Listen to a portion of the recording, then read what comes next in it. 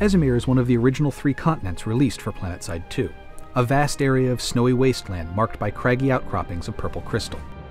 Esamir's sparseness provides many open expanses for vehicle combat, and the flat ground allows aircraft to have a large view of the surrounding terrain.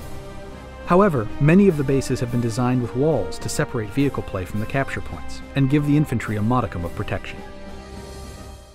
Ceres will start from the southern warp gate as the Vanu sovereignty, and Cobalt will begin at the eastern warp gate as the new conglomerate.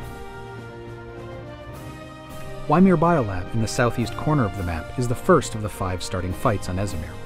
Protected from air and armor bombardment by a shield, fights to capture biolabs rely almost exclusively on good infantry play, and they are notoriously difficult to capture even if the defenders are outnumbered. Previous fights here have been a showdown gambling time and numbers. Often, the first server to show a large force and start the capture finds a larger enemy force headed their way once they have played their hand and committed to the base. Watterson's Redemption, formerly known as the Octagon, is a popular arena for many players running squad-sized scrimmages. Server smash battles here can be orders of magnitude larger, though.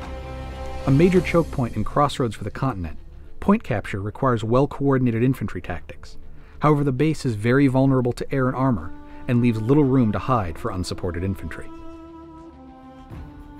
There's only one tech plant on Esamir, and Isotech plant is well entrenched behind layers of protective bases.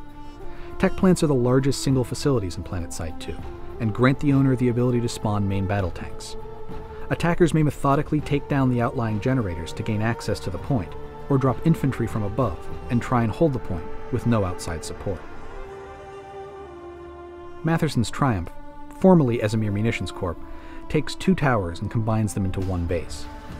The surroundings are very unfriendly to sunder replacement, and while infantry are usually protected inside the cap points, any movement along the outpost's many catwalks leaves them vulnerable to air and armor. With its long capture time and the difficulty in keeping attacking spawn points alive, Triumph is regarded as one of the toughest bases in PlanetSide to capture. Freyr Amp Station is often referred to as a new-style amp station. Arranged differently from the usual single cap point guarded by shields, Freyr has 3 capture points spread along the inner walls, and capturing a point gives the attackers a dedicated spawn room inside the facility itself. The capture timer also moves very quickly if all 3 points are owned, meaning the defenders have to be on their toes or risk losing the station before they can even show up to contest the base. These are the 5 major fights that will start this server smash. It will be up to the winner of these first battles to try and capitalize on their position and push the enemy back.